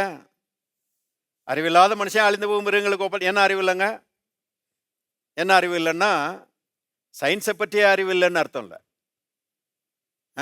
சிலர் பாருங்க, சயின்ஸில், மேத்ஸில், என்ஜினியரிங்கில், இன்ஃபர்மேஷன் டெக்னாலஜியில் எல்லாம் ரொம்ப கில்லாடிகளாக இருக்கிறாங்க. எல்லாம் நல்ல அறிவு இருக்குது பாருங்க. சிலருக்கு மெடிசனில் ரொம்ப அறிவு இருக்குது, சிலருக்கு பாருங்க அஸ்ட்ராலஜி அதில் பெரிய அறிவெல்லாம் இருக்குது, நிறைய அறிவெல்லாம் இருக்குது. ஆனால் என்ன அறிவு இல்லை? ஆக்சுவலாக என்ன அறிவு இல்லைன்னா கர்த்தரை பற்றிய அறிவு இல்லை. கர்த்தரை பற்றிய அறிவு இல்லாததுனால கர்த்தருடைய அன்பு என்ன செய்யலை, மனுஷனுக்கு விளங்கலை. கர்த்தரை பற்றிய அறிவு வரும்போது அன்பும் உள்ளே வந்து விடுகிறது. எத்தனை பேர் ஆமென் சொல்றீங்க? பைபிளில் போட்டிருக்குது, அன்பில்லாதவன் தேவனை அறியான், தேவன் அன்பாகவே இருக்கிறார். கவனிங்க, தேவனை அறிஞ்சு கொண்ட மனுஷன் பாருங்க, அவன் அன்பை அறிந்து கொண்ட மனுஷனா மாறி விடுகிறான். அப்படி தேவனை பற்றிய அறிவு இல்லைன்னா அன்பு இல்லை. அப்படிப்பட்ட மனுஷன் எப்படி இருக்கிறான்? கனம் பொருந்தியவனா இருந்தாலும், ரொம்ப பெரிய பணக்காரருங்க, ரொம்ப பெரிய பதவியில் இருக்கிறாருங்க, ரொம்ப அந்தஸ்துள்ள ஆளுங்க எல்லாம் மக்கள் சொன்னாலும், பைபிள் சொல்லுகிறது கனம் பொருந்தியவனா இருந்தாலும் தேவனை பற்றிய அறிவில்லாத மனுஷன், அவன் அன்பற்ற மனுஷனா இருக்கிறான், அவன் அழிந்து போகிற மிருகங்களுக்கு ஒப்பா இருக்கிறான். இல்லையா? பாருங்க, நான் வாசிட்டே இருக்கும்போது நான் யோசித்து பார்த்தேன், அழிந்து போகிற மிருகங்களுக்கு ஒப்பா இருக்கிறான்னு மட்டும் சொல்ல முடியாது. இன்னும் கொஞ்சம் ஆழமா சொல்லணும்னா மிருகங்களை காட்டிலும் மோசமா இருக்கிறான். யானை போய் புலிகள் இருக்கிற அந்த குகைக்குள்ள போய் வெடிகுண்டு வச்சுட்டு வந்துருச்சு, குண்டு வெடிச்சு நிறைய புலிகள் செத்து போச்சு. அப்படி என்னைக்காவது வாசிச்சிருக்கிறீங்களா? எங்கேயாவது பேப்பர்ல? மிருகங்கள் கூட பாருங்க ஒன்னு கொள்றதுக்கு வெடிகுண்டு வைக்கிறது இல்லை. ஆனா மனுஷன் எவ்வளவு மோசமானவன், மிருகத்தை பாட்டிலும் மோசமானவனா இருக்கிறான். இல்லையா? அழிந்து போகும் மிருகங்களுக்கு ஒப்பா இருக்கிறான்னு சொல்லக்கூடாது, அழிந்து போகும் மிருகங்களை காட்டிலும் மோசமா இருக்கிறான். மனம் திரும்பாத மனுஷன், அன்பற்ற மனுஷன், தேவனை அறியாத மனுஷன். ஆனா நாம தேவனை அறிந்தவர்களா இருக்கிறோம். இருக்கிறீங்களா? ஆண்டவருக்கு ஒரு அல்லேலூயா சொல்லுவோம். இன்னும் சத்தமா பாருங்க, அன்பை பெற்ற தேவனுடைய பிள்ளைகளாக நாம இருக்கிறோம். இரண்டாவதாக, இந்த சந்தோஷங்கிற நன்மை. அன்பு வந்துச்சுனாலே சந்தோஷம் வந்துருச்சுன்னு அர்த்தம். ரட்சிக்கப்பட்ட நாம் தேவனுடைய சந்தோஷத்தை, பரலோக சந்தோஷத்தை, பரிசுத்த ஆவியினால் உண்டாகிற சந்தோஷத்தை, ஒரிஜினல் சந்தோஷத்தை உள்ளத்திலே உடையவர்களாக இருக்கிறோம். மறுபடியும் சொல்லுறேன், ரொம்ப நல்லா இருக்குது. ரட்சிக்கப்பட்ட நாம் தேவனுடைய சந்தோஷத்தை, பரலோக சந்தோஷத்தை, பரிசுத்த ஆவியினால் உண்டாகிற சந்தோஷத்தை, ஒரிஜினல் சந்தோஷத்தை உடையவர்களாக இருக்கிறோம். சில இடங்கள் எழுதி போட்டிருக்கிறாங்க, நீ தேடும் நிம்மதி இயேசுவினிடத்திலே உண்டு. வாசிருக்கிறீங்களா? நான் நிறைய இடத்துல பார்த்துருக்கிறேன், நீ தேடும் நிம்மதி இயேசுவினிடத்திலே உண்டு அப்படின்னு எழுதி போட்டிருக்கிறாங்க. நான் அதை சேர்த்து சொல்றேன், நீ தேடும் சந்தோஷம் இயேசுவினிடத்திலே உண்டு. ஆமென். ஏன்னா மனுஷன் இன்னைக்கு ஒரிஜினல் சந்தோஷத்தை தேடி அலைகிறான். ஒரிஜினல் சந்தோஷம் என்ன? தேவாதி தேவன் தன்னை உண்டாக்கினவர் பாருங்க, யாரை பார்க்கலும் மனுஷனே அதிகமாக நேசிக்கிற பரலோக அப்பா, அவரோடு மனுஷன் இணையும் போது அவனுக்கு உண்மையான சந்தோஷம், ஒரிஜினல் சந்தோஷம் செய்து கிடைக்குது. அவரோட இணையாத பட்சத்தில் மனுஷன் என்ன பாடுபட்டாலும் அந்த ஒரிஜினல் சந்தோஷம் கிடைக்கவே கிடைக்காது. கவனிங்க, அப்ப கர்த்தர் பாருங்க நம்மை ஒரிஜினல் சந்தோஷத்தினாலே நிரப்பி இருக்கிறார். ரட்சிப்பின் சந்தோஷன்றது அதுதான். திருப்பம் யோவான் சுவிசேஷம் 15:9 பாருங்க, என் பிதா என்னில் அன்பா இருக்கிறது போல நானும் உங்களில் அன்பா இருக்கிறேன். என்னுடைய அன்பிலே நிலைத்திருங்கள். நான் என் பிதாவின் கற்பனைகளை கைக்கொண்டு அவருடைய அன்பிலே நிலைத்திருக்கிறது போல நீங்களும் என்னுடைய கற்பனைகளை கைக்கொண்டிருந்தால் என்னுடைய அன்பிலே நிலைத்திருப்பீர்கள். இப்ப பாருங்க 11வது வசனம். என்னுடைய சந்தோஷம் உங்களில் நிலைத்திருக்கும்படிக்கும் உங்கள் சந்தோஷம் நிறைவாயிருக்கும்படிக்கும் இவைகளை உங்களுக்கு சொன்னேன். ஆண்டவருடைய விருப்பத்தை பாருங்க. உங்களுக்குள்ள அவருடைய சந்தோஷம் நிலைச்சிருக்கிறது மட்டும் இல்ல, உங்களுக்குள்ள அவருடைய சந்தோஷம் நிரம்பி வழிய வேண்டும் என்று கர்த்தர் விரும்புகிறார். ஆகவே என்னை பொறுத்தளவுல அருமையான இயேசுவை ஏற்றுக்கொண்ட தேவனுடைய பிள்ளைகளை போல சந்தோஷம் நிறைந்தவர்கள் இந்த உலகத்தில் யாருமே கிடையாது. Happy are the people whose God is the Lord. பாருங்க, கர்த்தரை தெய்வமாக கொண்ட ஜனம் சந்தோஷமுடையது. ஆமென். அவர்களுக்குள்ள தான் உண்மையான சந்தோஷம் இருக்குது பாருங்க. அப்ப பாருங்க, எப்போதும் இந்த சுவிசேஷம் சொல்லும் போது நல்லா சந்தோஷமா சொல்லணும். இயேசுவை ஏற்றுக்கொள்ளுங்க, இயேசுவை ஏற்றுக்கொள்ளுங்க. உண்மையான சந்தோஷம் உங்களுக்கு கிடைக்கும். எனக்கு கிடைச்சிருக்குது. யாரும் கொடுக்கக்கூடாத சந்தோஷம், யாரும் என்னிடத்திலிருந்து பறிக்க முடியாத சந்தோஷம். அப்பேற்பட்ட சந்தோஷத்தை கர்த்தர் என் உள்ளத்துல தந்திருக்கிறாரு. உங்களுக்கு என்ன செய்வாரு? தருவாரு. இயேசுவை ஏற்றுக்கொள்ளுங்கன்னு சொல்லி என்ன செய்யணும்? சொல்லுகிறவர்களாக நாம் இருக்கணும். அருமையானவர்களே, சபையை பற்றி நான் யோசிக்கும் போது ரொம்ப சந்தோஷமான ஒரு சபைன்னு தான் நான் யோசிக்கிறேன். தேவ சந்தோஷத்தினால் நிரப்பப்பட்ட சபை இது. கவனிங்க. ஏன்னா தேவனை அறிகிற அறிவு உண்டாயிருக்கிறது. தேவனுடைய வார்த்தையை பாருங்க நம்ம கற்றுக்கொண்டிருக்கிறோம். வார்த்தையை பாருங்க, வார்த்தைக்கு கீழ்ப்படுகிறவர்களா இருக்கிறோம். நிச்சயமா கர்த்தருடைய வார்த்தையை கேட்டு அதற்கு கீழ்ப்படிந்து அவரை பற்றி கொண்டிருக்கிறவர்களை போல சந்தோஷமுள்ளவர்கள் இந்த உலகத்தில் வேற யாரும் இருக்க முடியாது. அதுதான் இயேசு சொல்கிறார், என் சந்தோஷம் உங்களில் நிலைத்திருக்கும் படிக்கும், உங்கள் சந்தோஷம் நிறைவாக இருக்கும் படிக்கும் இவைகளை சொன்னேன் என்று சொல்லுகிறார். பாருங்க, ஒரு முறை ரஷ்யாவில் அண்டர் கிரவுண்ட்னா அந்த காலத்தில் பாருங்க, இயேசுவை பற்றி ஓப்பனாக யாரும் பேசக்கூடாது. அது ஒரு கம்யூனிஸ்ட் கண்ட்ரி பாருங்க. அதனால இந்த சுவிசேஷம், இந்த சபை, இதுக்கெல்லாம் ஆராதனைக்கெல்லாம் பெரிய தடை. அந்த மாதிரி நாட்களில் இந்த இயேசுவை ஏற்றுக்கொண்டவர்கள் அவங்க என்ன பண்ணுவாங்களாம் பாருங்க, அண்டர் கிரவுண்டில் போய், அதாவது அந்த பில்டிங்க்கு அடியில் இருக்கிற அந்த அண்டர் கிரவுண்டில் யாருக்கும் தெரியாமல் அங்கே போய் ஆராதிப்பாங்களாம். அப்படிதான் ஒரு இடத்துல ஒரு மாதிரி ஒரு ஜெபம் பண்ணுகிற சத்தம் வந்துட்டே இருந்துச்சான். அப்போ ஒரு அப்பா தன்னுடைய மகளை கூட்டிட்டு அப்படியே ரோட்டு வழியாக நடந்து வந்தாராம். நடந்து வரும்போது அந்த பிள்ளை அப்பா கையை விட்டுட்டு டக்குன்னு ஓடிச்சான். ஓடி அந்த கீழே இருக்கிற ஜன்னல் வழியாக அப்படியே எட்டி பார்த்துச்சான். எட்டி பார்த்துட்டு திரும்ப ஓடியாந்துச்சான். திரும்ப ஓடியாந்து அப்பா கையை பிடிச்சிக்கிச்சான். அப்பா கேட்டாராம், என்னத்தை பார்த்த அப்படின்னு சொல்லி கேட்டாராம். அப்போ அந்த பொண்ணு சொல்லிச்சான், என்னமோ அங்கே ப்ரேயர் மீட்டிங்னு எழுதிப்பட்டிருக்குது, ஆனால் யார் முகத்துலேயும் சந்தோஷமே இல்லை. அந்த பிள்ளை சொன்ன ஆன்சர் பாருங்க, யார் முகத்துலேயும் சந்தோஷமே இல்லை. பாருங்க, இது ரொம்ப ஒரு கவர்ச்சிகரமான ப்ரேயர் மீட்டிங் கிடையாது. பாருங்க, தேவனுடைய பிள்ளைகள் பாருங்க தேவ சமூகத்தில் கூடியிருக்கும்போது ரொம்ப சந்தோஷமுடையவர்களாக இருக்க வேண்டும் என்று கர்த்தர் என்ன செய்கிறார்? விரும்புகிறார். இருக்கிறீங்களா? இருந்தா ஒரு ஆமென் சொல்லுங்க. அப்போ ஜெபம் பண்ணும்போது அது ஒரு சந்தோஷமான நேரம். பாருங்க, பரலோக சந்தோஷத்தில் பெறுகிற ஒரு நேரம், அப்பா கூட பேசுகிற ஒரு நேரம். பாருங்க, ஆனந்தமான ஒரு நேரம். உம்முடைய சமூகத்திலே பரிபூர்ண ஆனந்தமும் உம்முடைய வலது பார்சத்திலே நித்திய பேரின்பமும் உண்டு. பரிபூர்ண ஆனந்தத்தை அனுபவிக்கிற ஆட்கள் நாம தான். நித்திய பேரின்பத்தை அனுபவிக்கிற ஆட்கள் நாம தான். தேவனுடைய குடும்பம். நம்மலாம் யாருன்னு கேட்டீங்கன்னா தேவனுடைய பிள்ளைகள். சபை என்பது தேவனுடைய குடும்பம். குடும்பத்தில் இருக்கிற ஒரு பெரிய சொத்து என்னன்னு கேட்டீங்கன்னா சந்தோஷம்தான். யோசித்து பாருங்க. ஒரு திருமணம் நடக்குது, ஆணும் பெண்ணும் திருமணத்தில் இணைகிறார்கள், குடும்பமா மாறுறாங்க.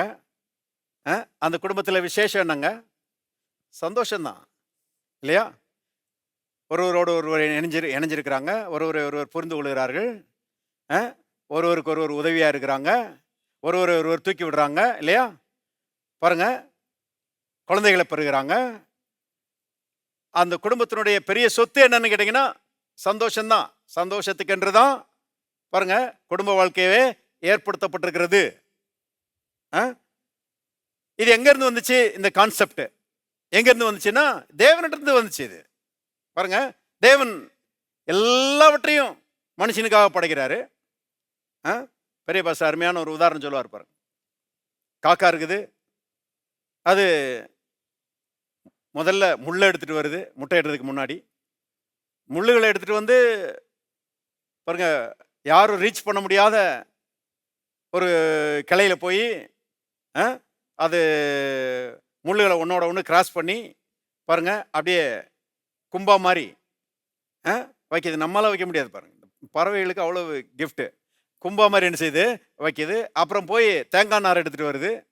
தேங்காய் நார் எடுத்துட்டு வந்து அதை மேலே போட்டு போட்டு போட்டு அப்படியே வருது. அப்புறம் போய் பாருங்க, கிழிஞ்ச துணியை எடுத்துட்டு வருது. கிழிஞ்ச துணியை எடுத்துட்டு வந்து அப்படியே அங்கங்க வச்சு அப்புறம் போய் பாருங்க, இந்த பருத்தி பஞ்சை எடுத்துட்டு வருது. பருத்தி பஞ்சை எடுத்துட்டு வந்து அதை ரொம்ப அருமையா பாருங்க, ஒரு நெஸ்ட் பாருங்க, கூட ஆக்கி அது மேல குஞ்சு முட்டையிட்டு குஞ்சு பொரிக்குது. பாருங்க, குஞ்சுகள் பிறந்த உடனே பாருங்க பஞ்சு மெத்தையில உருளுது குஞ்சுகள். ஆனா அம்மா எவ்வளவு கஷ்டப்பட்டிருக்கிறான்றது குஞ்சுகள் உணர்றது இல்லை. அம்மாவுக்கு அதை பற்றி கவலையும் இல்லை. இது எங்க இருந்து வந்துச்சுன்னா நம்முடைய தேவன் இருந்து வந்துச்சு. பாருங்க, மனுஷனை உருவாக்குவதற்கு முன்பதாக தேவன் இவ்வளோ பெரிய சிருஷ்டிப்பை இருக்கிறாரு, உண்டாக்கி இருக்கிறாரு. வெளிச்சம் உண்டாக கடவுது, ஆகாய விரிவு உண்டாக கடவுது, வெட்டாந்தரை காணப்பட கடவுது என்று சொல்லி சொல்லி சொல்லி எல்லாத்தையும் பாருங்க, மனுஷனுக்கு வேண்டிய அனைத்தையும் படைச்சிட்டு கடைசியா நம்முடைய சாயலின்படியையும் நம்முடைய ரூபத்தின்படியையும் மனுஷனை உண்டாக்குவோமாக என்று சொல்லி ஆதாமை ஏவாளையும் என்ன செய்தாரு? தேவன் படைத்து அவர்களை பாருங்க ஏதேன் தோட்டத்தில் கொண்டாந்து குடி வைத்தார் என்று நாம் பார்க்கிறோம். ஒரு தகப்பன் பிள்ளைகளை செட்டில் பண்ற மாதிரி பாருங்க, இந்த தேவன் மனுக்குலத்தை அவ்வளோ அருமையா செட்டில் பண்ணியிருக்கிறாரு. எல்லாம் ஆதாமின் நன்மைக்காக, ஆதாமின் சந்தோஷத்துக்காக. ஆதாமும் ஏவாளும் தன்னுடைய நன்மைக்காக, தன்னுடைய சந்தோஷத்துக்காக. இதுதான் பாருங்க ஆரம்பம். ஆரம்பத்தை புரிஞ்சுக்கிட்டாலே மனுஷ வாழ்க்கையினுடைய நோக்கம் நல்லா வழங்கிடும். பாருங்க, எல்லா நன்மைகளையும் ஆதாமும் ஏவாளும் அனுபவிச்சு சந்தோஷமா இருக்கணும். ஆதாமும் ஏவாளும் தேவனோடு ஐக்கியப்பட்டு அவரோடு உறவு கொண்டு அவரை சந்தோஷப்படுத்துகிறவர்களாக இருக்கணும். இதுதான் ஒரிஜினல் படைப்பு. பாருங்க, தேவனை சந்தோஷப்படுத்துகிற ஒரு மனுஷனும் மனுஷியுமாக அவர்கள் இருக்கிற வரைக்கும் உலகத்தில் இருக்கிற எல்லா ஆசீர்வாதங்களையும் ஃப்ரீயா என்ன செஞ்சாங்க? என்ஜாய் பண்ணாங்க. இன்னைக்கும் அதான் கான்செப்ட். அருமையானவர்களே கவனிங்க, ஆண்டவரோட நீங்க பழகுகிற அந்த சுபாவத்தை வளர்த்து கொள்வீர்களானால் சகல ஆசீர்வாதங்களும் உங்களை கண்டிப்பா தேடி வரும். நீங்க அதை தேடி போக வேண்டிய அவசியம் இல்லை. பணமா இருக்கட்டும், சுகமா இருக்கட்டும், நல்ல உறவுகளா இருக்கட்டும், வேலையா இருக்கட்டும், உயர்வா இருக்கட்டும், எல்லாமே டெஃபினட்டா நான் சொல்றேன் உங்களை தேடி வரும். ஆமென். அதைத்தான் இயேசு சொன்னாரு, முதலாவது தேவனுடைய ராஜ்யத்தையும் நீதியும் தேடுங்கள், அப்பொழுது வேலையெல்லாம் உங்களுக்கு கூட கொடுக்கப்படும். எல்லாரும் சொல்லுவோம், முதலாவது தேவனுடைய ராஜ்யத்தை தேடுகிற எனக்கு எல்லா நன்மைகளும் எல்லா ஆசீர்வாதங்களும் கூட கொடுக்கப்படும். பாருங்க, இது ஏதேன் தோட்டத்தில் உள்ள பிரின்சிபலை தான் இயேசு அப்படியே என்ன செய்யறாரு? புதிய ஏற்பாட்டில் வந்தபோது அவர் சொன்னாரு. அப்ப கவனிங்க, சந்தோஷம் நிறைந்தவர்களாக அவர்கள் இருக்கும்படி கர்த்தர் செஞ்சாரு, படைச்சார். அதனாலதான் ஏசாயால சொல்லப்பட்டிருக்கிறது, அவர்கள் துன்பம் உண்டாக பிள்ளைகளை பெறுவதில்லை அப்படிங்கிறாரு. பிள்ளைகளை பெறுவது துன்பத்துக்காக அல்ல, பிள்ளைகளை பெறுவது குடும்பமா இருப்பது இன்பத்துக்காக. தேவன் அவருடைய பிள்ளைகளாக ஆதாமை ஏவாளை படைத்தார்னா அவருடைய சந்தோஷத்துக்காக. கவனிங்க, அப்ப பிசாசு என்ன பண்ணான்? அவன் பாவத்தை மனுஷனுக்குள்ள திணிச்சு பாருங்க அந்த ஹோல் செட்டப்பே கெடுத்துட்டான். மனுஷன் பிசாசுக்கு இடம் கொடுத்ததுனால தேவனுடைய திட்டங்கள் எல்லாம் பாழா போச்சு. பாருங்க, மனுஷன் தேவனை விட்டு பிரிஞ்சான், நிறைய காரியங்களை இழந்து போனான். அதுல விசேஷமானது சந்தோஷம். சந்தோஷத்தை இழந்து போயிட்டான். இப்ப சந்தோஷம் டூப்ளிகேட் சந்தோஷத்தை தான் தேடி அலைகிறான். அது கிடைச்ச பரவாயில்லைன்னு ஓடுறான், காசுகளை செலவழிக்கிறான், பிரயாசப்படுறான். அந்த டூப்ளிகேட் சந்தோஷத்துல கொஞ்சம் சந்தோஷமா இருக்கிறான். ஆனா அது நிரந்தரமான சந்தோஷமா இல்லாததுனால விரக்தியும் வெறுமையும் தான் அவனுடைய வாழ்க்கையின் பங்காக இருக்குது. சனிக்கிழமை சாயங்காலம் பார்த்தீங்கன்னா சாராய கடையில் ஒரே கூட்டமாக இருக்குது. ஏன்னா அதில் ஒரு சந்தோஷம் என்ன செய்யுது இருக்குது. ஆனால் அது நிரந்தரமான சந்தோஷம் கிடையாது, அது நல்ல சந்தோஷம் கிடையாது, அது நித்தியமான சந்தோஷம் கிடையாது. மனுஷனுக்கு விளங்க மாட்டேங்குது பாரு. நல்ல வேலை கர்த்தர் நமக்குள்ளே வந்து இது கண்ணெல்லாம் திறந்து விட்டுருக்கிறாரு. நான்லாம் அதுக்கு அடிமையாக இருந்தவன் தான். ஆனால் தூக்கி கடாசிட்டேன் நான் இயேசுவை ஏற்றுக்கொண்ட பிறகு. அந்த பக்கமே திரும்பலைன்னா அது டூப்ளிகேட்டு. ஒரிஜினல் சந்தோஷத்தை கர்த்தர் என்ன நினைச்சிருக்கிறாரு, தந்திருக்கிறாரு. ஆமேன். சத்தமா சொல்லுங்க ஆமேன். பாருங்க, சந்தோஷத்தை பிசாசு கெடுத்துட்டான். இப்போ இயேசு வர்றாரு. இயேசு வந்து கல்வாரி சிலுவையில மரித்து பாருங்க, தேவனை விட்டு பிரிந்து கிடக்கிற அந்த மனுஷனை மறுபடியும் தேவனோட செய்யறாரு, இணைச்சு விடுறாரு. அந்த ஒரிஜினல் சந்தோஷத்தை மனுஷனுக்கு மறுபடியும் தருகிறாரு. இதைத்தான் பாருங்க ரட்சிப்பின் சந்தோஷம், பரிசுத்த ஆவியினால் உண்டாகிற சந்தோஷம் என்று வேதம் சொல்லுகிறது. இப்ப போவோம் லூக்கா சுவிசேஷம், லூக்கா 19:10. இழந்து போனதை தேடவும் ரட்சிக்கவுமே மனுஷகுமாரன் வந்திருக்கிறார் என்றார். பாருங்க, என்னத்தை இழந்து போனா? நிறைய காரியங்களை இழந்து போனா. அதுல தேவனை விட்டு பிரிஞ்சதுனால, பாவம் செஞ்சதுனால சந்தோஷத்தை இழந்து போயிட்டான். தேவனுடைய அந்த நித்திய சந்தோஷத்தை, நிரந்தரமான சந்தோஷத்தை, ஒரிஜினல் சந்தோஷத்தை மனுஷன் செஞ்சுட்டான், இழந்து போயிட்டான். இப்ப பாருங்க, இயேசு வந்த போது இழந்து போனதை தேடவும் ரட்சிக்கவும், அதாவது இழந்து போனதை மீட்டு மனுஷனுக்கு திரும்பவும் கொடுப்பதற்காக நான் வந்திருக்கிறேன் என்று இயேசு சொன்னார். அந்த வேலையை சக்சஸ்ஃபுல்லா செஞ்சு முடிச்சிட்டார். கல்வாரி சிலுவையில அதை ரொம்ப வெற்றிகரமா செஞ்சு முடிச்சிட்டாரு. இன்னைக்கு நாம தைரியமா சொல்லலாம், தேவ சந்தோஷம் என்னுடையது. இயேசுவின் மூலமாக தேவனுடைய சந்தோஷம் என்னுடையது. நான் பாருங்க சந்தோஷமா இருக்கும்படி என் தேவன் விரும்புகிறார். நான் சந்தோஷத்தில் நிலைத்திருக்கணும், என் சந்தோஷம் நிறைவா இருக்கணும்னு என் தேவன் செய்கிறார், விரும்புகிறான்னு சொல்லி அப்படி விசுவாசிக்கணும். எப்போதும் பாருங்க, தேவ சந்தோஷத்துக்கு எதிரான பாருங்க எண்ணங்களுக்கோ பேச்சுக்கோ செயல்களுக்கோ இடம் கொடுக்கவே கூடாது. குடும்பத்திலையும் சரி, தொழிலையும் சரி, பாருங்க தனிப்பட்ட வாழ்க்கையிலையும் சரி, தேவ சந்தோஷத்தை கெடுக்கிற மாதிரி எந்த காரியத்துக்கும் இடம் கொடுக்க கூடாது. விசேஷமா எண்ணங்களுக்கு பேச்சுக்கு இடம் கொடுக்கவே கூடாது. எத்தனை பேருக்கு நான் சொல்றது வழங்குது? எத்தனை பேர் சந்தோஷமா இருக்க விரும்புறீங்க? பாருங்க, உங்க சந்தோஷத்தை நீங்களே பெருக்கிக் கொள்ளலாம். உங்க குடும்பத்தினுடைய சந்தோஷத்தை நீங்களே என்ன செய்யலாம், பெருக்கிக் கொள்ளலாம். அந்த உரிமையையும் அந்த அதிகாரத்தையும் தேவன் உங்க கையில் நினைச்சிருக்கிறாரு, கொடுத்திருக்கிறாரு. பாருங்க, என் குடும்பத்தின் சந்தோஷத்தை நான் பெருக்கிக் கொள்ளலாம். இன்னைக்கு கிறிஸ்துவுக்குள்ள அப்படிப்பட்ட ஒரு ஸ்லாக்கியம் கொடுக்கப்பட்டிருக்கிறது. என்ன செய்யணும்? நான் வசனத்துல தியானமா இருக்கணும், வசனத்துக்கு ஒத்து சிந்திக்கணும், வசனத்துக்கு ஒத்து என்ன செய்யணும், பேசணும். என்னுடைய வார்த்தைகள் அன்பின் வார்த்தைகளா இருக்கணும். அன்புக்கு புறமானதை நான் யோசிக்க கூடாது, அன்புக்கு புறமான காரியங்களை நான் பேசக்கூடாது. அப்படி இருக்குமானால் என் குடும்பத்தினுடைய சந்தோஷம் நாளுக்கு நாள் பெருகி கொண்டே போகும். எந்த பிசாசும் என் குடும்பத்தின் சந்தோஷத்தை தடுக்கவே இருக்கிறீங்களா? அப்ப இயேசு மீட்டு கொடுத்திருக்கிறார். அதுக்கு உதாரணத்தை தான் நம்ம இங்க இந்த பகுதியில மேல நம்ம பார்க்கிறோம். அதை மட்டும் பார்த்து முடிச்சிருவோம். இப்போ 19ஆம் அதிகாரம் 1ஆம் வசனத்திலிருந்து பாருங்க. லூக்கா 19:1 அவர் எரிகோவில் பிரவேசித்து அதன் வழியாக நடந்து போகையில் ஆயக்காரனுக்கு தலைவனும் ஐஸ்வர்யமானுமாய் இருந்த சகையு எனப்பட்ட ஒரு மனுஷன் இயேசு எப்படிப்பட்டவரோ என்று அவரை பார்க்க வகை தேடினான். அவன் குள்ளனானபடினால் ஜனக்கூட்டத்தில் அவரை காணக்கூடாமல் அவர் போகும் வழியிலே முன்னாக ஓடி அவரை பார்க்கும்படி ஒரு காட்டத்தி மரத்தில் ஏறினான். இயேசு அந்த இடத்தில் வந்தபோது அண்ணாந்து பார்த்து அவனை கண்டு, சகையவே, நீ சீக்கிரமா இறங்கி வா, இன்றைக்கு நான் உன் வீட்டிலே தங்க வேண்டும் என்றார்.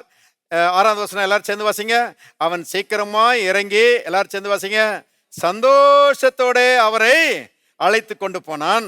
அதை கண்ட யாவரும் இவர் பாவியான மனுஷனிடத்தில் தங்கும்படி போனார் என்று முறுமுறுத்தார்கள். சகையை நின்று கர்த்தரை நோக்கி, ஆண்டவரே, என் ஆஸ்திகளில் பாதியை ஏழைகளுக்கு கொடுக்கிறேன். நான் ஒருவனிடத்தில் எதையாயிலும் அநியாயமா வாங்கினது உண்டானால் நாளத்தனையாக திரும்ப செலுத்துகிறேன் என்றான். இயேசு அவனை நோக்கி, இன்றைக்கு இந்த வீட்டுக்கு ரட்சிப்பு வந்தது, இவனும் ஆபிரகாமின் குமாரனா இருக்கிறானே. இழந்து போனதை தேடவும் ரட்சிக்கவுமே மனுஷகுமாரன் வந்திருக்கிறார் என்றார். சகை கதையை சொல்லிட்டு தான் அந்த இழந்து போனதை தேடவும் ரட்சிக்கவுமே மனுஷகுமாரன் வந்திருக்கிறார் என்று இயேசு சொல்லுகிறார். இப்ப பாருங்க, 2வது வசனத்துல ஆயக்காரனுக்கு தலைவனும் ஐஸ்வர்யவானுமாய் இருந்த சகையு. பெரிய பதவி, நிறைய பணம். இன்னைக்கு பாருங்க, உலகத்தில் மாணவிகள் போட்டி போட்டு படிக்கிறாங்க இல்லையா?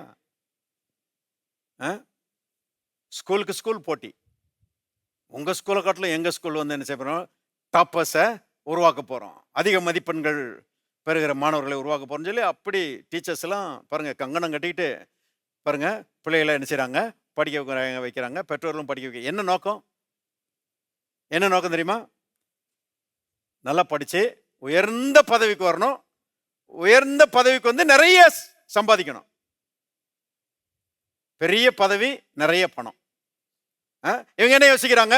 பெரிய பதவி வந்துட்டா, நிறைய பணம் வந்துட்டா சந்தோஷம் வந்துடும் அப்படின்றது இவங்களுடைய கனவு, அவங்களுடைய எண்ணம் இல்லையா? அதுக்கு தான் இவ்வளவு பிரயாசம். நாம அது தப்புன்னு நான் சொல்லலை. பாருங்க, நல்லா படிக்க வைக்கிறது நல்லதுதான், நல்ல பதவிக்கு போறது நல்லதுதான், நிறைய சம்பளம் வாங்குறது அதுவும் நல்லதுதான், எல்லாம் நல்லதுதான். ஆனா பெரிய பதவியும் நிறைய பணமும் சேர்ந்து சந்தோஷத்தை மனுஷனுக்கு கொடுக்கவே கொடுக்காது. அதுக்கு உதாரணம் தான் சகேயு. ஆயக்காரருக்கு தலைவன், ஐஸ்வர்யவான். ஆனா வாழ்க்கையில பாருங்க பாவத்துல வாழுகிறான், பாருங்க குற்ற உணர்வுல வாழுகிறான், சந்தோஷம் இல்லாத ஒரு நிலைமையில தான் வாழுகிறான். அப்ப சந்தோஷம் பெரிய பதவிக்குள்ளேயும் இல்லை, சந்தோஷம் நிறைய பணத்துக்குள்ளேயும் இல்லை. சந்தோஷம் யாருக்குள்ள இருக்குது? சத்தமா சொல்லுங்க. இயேசுவுக்குள்ளே இருக்கிறது. மனுஷன் இயேசுவோடு இணையும் போதுதான் உண்மையான சந்தோஷத்தை என்ன செய்யறான்? பெறுகிறான் இல்லையா? இவனுக்குள்ள சகைக்குள்ள பாருங்க ஒரு ஆசை, ஆண்டவரே நாடுகிற ஒரு உள்ளம். இயேசு எப்படிப்பட்டவரோ என்று பார்க்க என்ன செய்தான்? வகை தேடினான் என்று எழுதப்பட்டிருக்கிறது. குள்ளமான ஆளு, கூட்டத்துக்குள்ள அவரை பார்க்க முடியல. நாம என்ன யோசிப்போம்? யோசித்து பாருங்க. ஒரே ஜனக்கூட்டம், நம்மளால அவரை பார்க்க முடியல. அவர் வந்து நம்ம குள்ளமா இருக்கிறோம், எவ்வளவு பிரயாசப்பட்டாலும் பார்க்க முடியல அப்படின்னா நாம என்ன செய்வோம்? சரி, வேற என்னைக்காவது ஒரு வாய்ப்பு கிடைச்சா பார்ப்போம் அப்படிதான் யோசிப்போம் இல்லையா? ஆனா அவன் பாருங்க பார்க்காம விட போறதில்ல. என்ன மாதிரி உள்ளம்? அப்படி ஒரு உள்ளம் இருக்குதா? இயேசுவை பாருங்க பார்க்காம விட போறதில்ல, இயேசுவோட பேசாம விட போறதில்ல, இயேசு பேசுகிற வார்த்தைகளை கேட்காம விட போறதில்ல, அவருடைய பிரசன்னத்தை அனுபவிக்காம விட போறதில்ல. இருக்கிறீங்களா? அப்படி ஒரு உள்ளம் இருக்குதா உங்களுக்கு? அப்படி இருந்துச்சுன்னா நான் சொல்றேன், யூ ஆர் பிளஸட். நீங்க ஆசீர்வதிக்கப்பட்ட ஆட்கள். எது மேலேயோ மனுஷன் இன்னைக்கு நாட்டமா இருக்கிறான். அதுவும் இன்னைக்கு பாருங்க இந்த இன்டர்நெட்லாம் பார்க்கும்போது ஐயோ மனுஷனுடைய ஆசைக்கு அளவே இல்லை. எதெல்லாம் அன்னைக்கு ஒரு யூடியூப்ல ஒரு ஷோ காமிச்சிட்டு இருக்கிறான். அது என்னன்னா, ஒரு அம்மா சொல்லிட்டு இருக்குது, என் மகனுக்கு இந்த அண்டர் வாட்டருக்குள்ள போகணும், போய் அங்க இருக்கிற இந்த சுறா மீன்களோட விளையாடணும். அவனுக்கு ஆசையை பாருங்க. சுறா மீன் கடிச்சு ஒன்றும் இல்லாம ஆக்கிறோம், ஆளைய பாருங்க 2 துண்டாக்கிறோம். ஆனா அந்த பையனுக்கு பாருங்க அப்படி ஒரு ஆசையான். அது விடவே மாட்டேங்கிறான். இந்த குறிப்பிட்ட இடத்துக்கு என்னை கூட்டு போங்கன்னு சொல்லி. என்னென்னன்றீங்க? ஆனா இயேசுவை பார்க்க வேண்டும், இயேசுவோடு பேச வேண்டும், இயேசுனுடைய வார்த்தைகளை கேட்க வேண்டும், இயேசுனுடைய பிரசன்னத்தை அனுபவிக்க வேண்டும், இயேசுனுடைய அந்த நட்பை பெற வேண்டும்ங்கிற உண்மையான அந்த ஆசை இருந்துச்சுன்னா நிச்சயமா நான் சொல்றேன், அப்படிப்பட்ட மனுஷன் ஆசீர்வதிக்கப்பட்டவன். அல்லேலூயா. நான் சொல்றேன், நான் அந்த ஆசையுடைய ஆளா இருக்கிறேன். தேவ சமூகத்தில் நான் சொல்லுகிறேன், இயேசுவோடு பாருங்க இணைஞ்சிருக்கிறது மாதிரி ஒரு இன்பம் வேற எதுவும் இருக்க முடியாது. இவனுக்கு ஆசை பாருங்க, அவர் எப்படிப்பட்டவரோ என்று பார்க்க வாய்து என்னன்னு. ஆகவே அந்த கூட்டத்துக்குள்ள என்னால் பார்க்க முடியாட்டிலும் பரவாயில்ல, நான் முன்னால ஓட போறேன்னு சொல்லி பாருங்க, வயசான மனுஷன், பெரிய பணக்காரன், பாருங்க பெரிய அந்தஸ்து உள்ளவன், பெரிய பதவியில் இருக்கிறவன், அநேகர் பார்க்கிற ரீதியில ஓடுறான். யோசித்து பாருங்க. எல்லாரும் கேட்டிருப்பாங்க, அந்த ஆள் எதுக்கு ஓடுறான் அப்படின்னு சொல்லி எல்லாரும் நினைச்சிருப்பாங்க, கேட்டிருப்பாங்க. எவன் என்ன கேட்டா எனக்கு என்ன, நான் இயேசுவை பார்க்கணும். அதுதான் அவனுடைய உள்ளம். பாருங்க, ஓடிட்டான். ஓடி காட்டத்தி மரத்தை மேலே ஏறிடுச்சிட்டான், உட்காந்துருக்கிறான். பாருங்க கத்திருக்க அப்படிப்பட்ட வாஞ்சையும் தவணமுள்ள ஆத்துமா, அது நல்லா தெரியும். அவர் சர்வ ஞானி இல்லையா? அவருடைய கண்கள் பூமி எங்கு உலாவி கொண்டிருக்கிறது. தம்மை பற்றி உத்தம இருதயத்தோடு இருக்கிறவர்களுக்கு தம்முடைய வல்லமை வழங்கப்படும்படி கர்த்தருடைய கண்கள் பூமி எங்கும் உலாவி. கர்த்தரை நேசிக்கிற ஒரு உள்ளம் உங்களுக்குள்ள இருந்துச்சுன்னா, நான் சொல்றேன், கர்த்தர் கண்டிப்பா உங்களை பிடிச்சி பாருங்க மேல மேல மேல மேல தூக்குவாரு. இன்னைக்கு இல்லைன்னா நாளைக்கு எல்லாரும் ஆச்சரியப்படுகிற உயர்வை கர்த்தர் உங்களை நினைச்சுவாரு, டெஃபினட்டா தருவாரு. ஆகவே இயேசு அவனுடைய வாஞ்சையை அறிந்து கரெக்டா அவன் உட்கார்ந்துருக்கிற மரத்துக்கு கீழே வந்த உடனே நின்னுட்டு ஒரு சத்தம் கொடுக்குறாரு, சகையவே நீ சீக்கிரமா இறங்கி வா. சகையை யோசிச்சிருப்பான், நம்ம பேர் இவருக்கு எப்படி தெரியும்? எவன் சொன்னா நம்ம பாரு இவருக்கு? யாரும் சொல்ல வேண்டியது இல்லைங்க. உங்க பேரும் தெரியும், உங்க அப்பா பேரும் தெரியும், உங்க தாத்தா பேரும் தெரியும். ஹலோ, இருக்கிறீங்களா? எல்லாருடைய பேரும் அவருக்கு நல்லா தெரியும். யாரும் அவருக்கு சொல்ல வேண்டிய அவசியம் இல்லை. ஆகவே சகையவே நீ சீக்கிரமா இறங்கி வான்னு சொல்லி ஒரு சத்தம் கொடுக்குறாரு. கொடுத்த மாத்திரத்துல சீக்கிரமா இறங்கி வந்து, பைபிள்ல போட்டிருக்குது அருமையாக, சந்தோஷத்தோட. எல்லாரும் சொல்லலாம் சந்தோஷத்தோட. இப்பதான் உண்மையான சந்தோஷமே வந்திருக்குது. பெரிய பதவி சந்தோஷத்தை கொடுக்கல, நிறைய பணம் சந்தோஷத்தை கொடுக்கல, ஆனா இப்போ இயேசுவோட இணைஞ்சிட்டான், சந்தோஷம் நினைச்சிருச்சு, வந்துருச்சு. இயேசுவோட இணைவதுதான் பாருங்க அந்த மனுஷன் இழந்து போன சந்தோஷத்தை திரும்ப பெறுவது. மனுஷன் இயேசுவை ஏற்றுக்கொள்ளும் போது தேவனோடு என்ன செய்யறான்? இணைஞ்சு விடுகிறான். தேவன் சந்தோஷத்தின் மொத்த ரூபம், எல்லா நன்மைகளுடைய மொத்த ரூபம் அவர் தான். ஞானத்தை எடுத்துக்கங்க, அவர் தான் மொத்த ரூபம். பாருங்க, அறிவை எடுத்துக்கங்க, அவர் தான் மொத்த ரூபம். அன்பை எடுத்துக்கங்க, அவர் தான் மொத்த ரூபம். சந்தோஷத்தை எடுத்துக்கங்க, அவர் தான் மொத்த ரூபம். சமாதானத்தை எடுத்துக்கங்க, அவர் தான். எல்லாமே அவருக்குள்ள கொட்டி கிடக்குது. அவர் உள்ள வந்துட்டாருன்னா பாருங்க சந்தோஷம் நினைச்சிருச்சு, வந்துருச்சு. சந்தோஷத்தோட என்ன செய்யறான்? அழைத்து கொண்டு போகிறான். இயேசு அவனை பார்த்து சொல்றாரு, இன்றைக்கு இந்த வீட்டுக்கு ரட்சிப்பின் ரட்சிப்பு வந்துச்சு, சந்தோஷம் வந்துச்சு. ரட்சிப்பின் சந்தோஷம், ஆமென். பரிசுத்தாவினால் உண்டாகிற சந்தோஷம், அந்த சந்தோஷம் நமக்குள்ள என்ன வந்திருக்குது. கர்த்தாவே உமக்கு ஸ்தோத்திரம். சகைவு போல என்னை ஏற்றுக்கொண்டபடியால் உமக்கு நன்றி. சகைவு போல என்னோடு கூட இணைந்தபடியால் உமக்கு நன்றி. சகைவினுடைய உள்ளத்துக்குள்ளே வந்த இயேசு என் உள்ளத்துக்குள்ள வந்தபடியால் உமக்கு நன்றி. பரலோக சந்தோஷத்தினால் என் உள்ளத்தை நிரப்பினபடியால் உமக்கு. இருக்கிறீங்களா? பாருங்க, இப்படி கர்த்தரை துதிக்கும்படி தேவன் பரிசுத்தாவினுடைய சந்தோஷத்தினால் நம்ம என்ன செய்திருக்கிறார்? நிறைத்திருக்கிறார். எல்லாம் தயவு செய்து எழுந்து நிற்போம். Thank you Lord. பரலோகத்தின் தகப்பனே, நன்றியோடு நம்ம துதிக்கிறோம். அப்பா பிதாவே என்று கூப்பிடத்தக்கதாக புத்திர சுயாரத்தின் ஆவியை எங்களுக்கு தந்தபடியால் உமக்கு நன்றி செலுத்துகிறோம். கர்த்தாவே, உம்மோடு கூட எங்களை இணைத்து கொண்ட நம்முடைய அன்புக்காக நன்றி செலுத்துகிறோம். தகப்பனே உமக்கு ஸ்தோத்திரம். எங்களுக்குள்ளே கர்த்தாவே இன்றைக்கு நிர்வாசம் பண்ணுகிறீர். எங்களுடைய தகப்பனாயிருக்கிறீர், எங்களுடைய ஆண்டவராயிருக்கிறீர், எங்களுடைய இரட்சகராயிருக்கிறீர். கர்த்தாவே, இந்த அற்புதமான தேவனுடைய ராஜ்யத்துக்குள்ளே எங்களை கொண்டு வந்திருக்கிறீர். கர்த்தாவே, பரலோகத்தின் சந்தோஷத்தினால், ஒரிஜினல் சந்தோஷத்தினால் எங்கள் உள்ளங்களை நிரப்பி இருக்கிறீர். அதில் என்றென்றைக்கும் நாங்கள் நிறைந்திருக்க எங்களுக்கு உதவி செய்ய ஆண்டவரே. கர்த்தாவே உமக்கு ஸ்தோத்திரம். உடைய நாமத்தினாலே கர்த்தாவே இந்த சந்தோஷத்திலே நாங்கள் பெருக எங்களுக்கு அனுகிரகம் செய்வீராக. அநேகருக்கு இந்த சந்தோஷத்தை பகிர்ந்தளிக்கிறவர்களாக, அநேகரை ரட்சிப்புகளை நடத்துகிறவர்களாக ஆண்டவரே நீர் எங்களை மாற்றும்படி நாங்கள் ஜெபிக்கிறோம். எஜமானீர் செய்கிறீர். தகப்பனே உமக்கு ஸ்தோத்திரம். உம்முடைய பேரானந்தத்தினாலே, நித்திய பேரின்பத்தினாலே என்றென்றைக்கும் நாங்கள் நிறைந்திருக்க கிருபை செய்கிறீர். அதற்காக உமக்கு நன்றி. இயேசுவின் நாமத்தில் பிதாவே, ஆமென்.